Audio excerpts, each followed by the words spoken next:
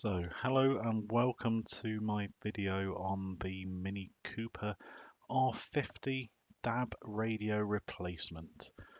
So, as a lot of us probably have with the older Minis, we tend to find that the radio that's already in there is not particularly fantastic, just gets FM and nothing else other than the old school CDs. So, the purpose of this video is how do I get DAB's radio? How do I get it where I don't have to install a screen aerial or another aerial underneath the dashboard? So I'll just work through that video. So as you can see here, just these are the points where you actually just unscrew the columns to actually get in and take out the radio. So I've just taken a few pictures of those screws. So they are a little bit more bespoke, so you need to make sure that you've got the, I think it's 8-star on these ones, screwdrivers, so to put those in. So one of the hardest parts was actually getting out the panel, just to get access to the driver's side column. As you can see there, I did not use an official way of getting out the column, but if you just wedge a bit of very soft plastic or actually get the correct tool, which is the pulling tool, you can actually just keep your finger in on the left hand side and then just pull down if you use the wedge on the right hand side of the steering column. Once you've got that down, you'll be able to just slide the plastic columns down. You'll see again you've got some additional screws on either side of the fascia for the stereo. So rather than just show you me unscrewing them, I'll just cut to that scene. So as you can see, as soon as the fascia's off, you can just go straight into the rear. So you've got the power connector and then the connector for the aerial.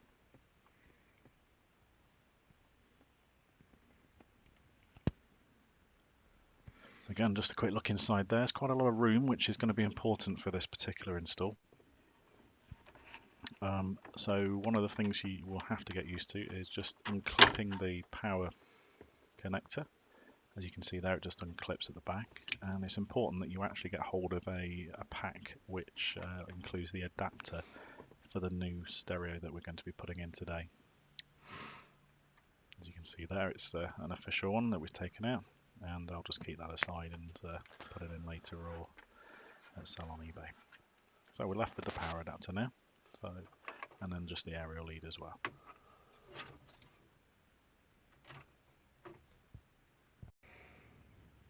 So this is the Pioneer DAB radio that I'm going to install. To be fair, you can put anything you want into. This was on offer at Halfords at the time for around £100. It does a job. It doesn't have a CD player, this one. But it's important that you actually get one of these adapters to be able to put in your new stereo. Without this, you'll find that BMW are quite unique in that they won't let you install anything without their official adapters. So best thing to do is just go on to Amazon. I will leave the link below, and you can get a pack for around £10 that includes all the adapters that you'll need. And then I'll just introduce the special adapter to make it so DAB's radio is eligible on the default aerial. So you can see there, just clip that in. You've got 2 additional power leads at the bottom.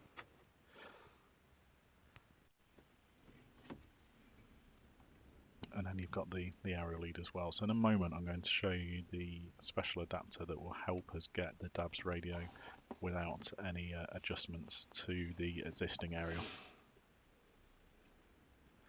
So first of all, you put the blue one into the existing. So this would come in your specialized pack from Amazon. Again, links below.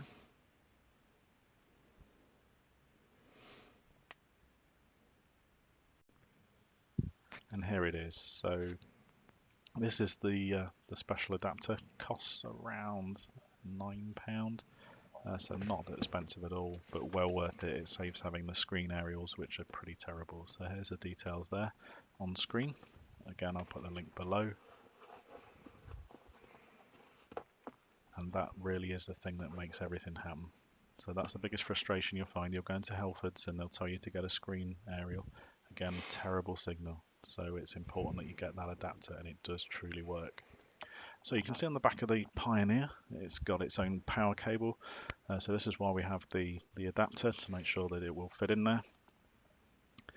Right, the next bit's quite self-explanatory. So you put the aerial mechanism there, you've got the gold connector and then the silver connector. So they just go in as so. And then you've got the additional power adapters from the one that we had earlier. So this bit's important though, just make sure you get these the right way round. If you don't, what you'll find that happens is it will just forget the settings, maybe the time settings, or it just won't work at all. So there's a very easy way to identify which is which, and that's just by looking at the pins on the back of it. So the more pins it's got, it obviously fits into the brown one, and this one had less pins or less active cables, and again that fits into the one that's relevant for the less adaptive cables. Again, just plonking it in the back. So what we always do here is don't waste your time. You've made all that effort. Worst thing you can do now is actually just fit it in and then it doesn't work. So as recommended on lots of people's videos, just test it without it being fully fixed. So in this case I'll show you how it loads up. Now you just set the time and then it will scan in the DAB radio.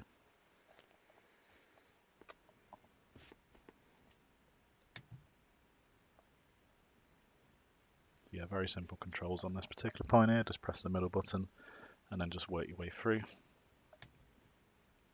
Time again, very easy. To be fair, apologies for showing this bit.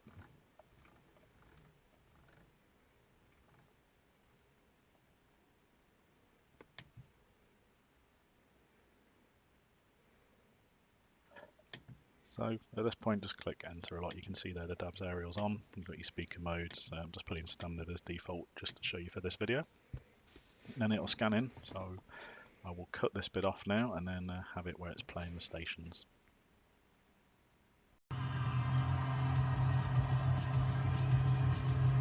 So Radio X there. I'll cycle through a couple more for you guys as well.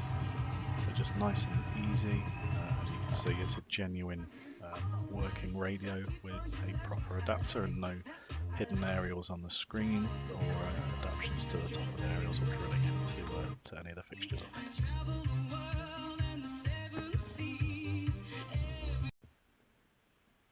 So this bit's really important. This bit was the most painful of the lot.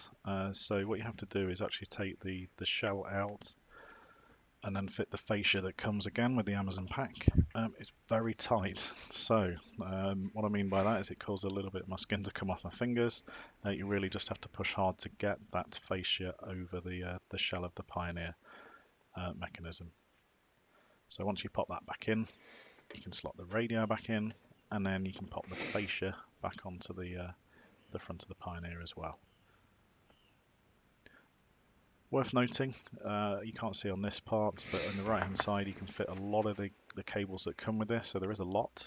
You can just fit it underneath the dashboard area, so just make sure they're not knocking. So I just put some padding down underneath the dashboard so there's no rattling as you drive, but it just gives you plenty of room. So it's actually just a hole in the right hand side of where you can see under the dash where you can pull out the cables.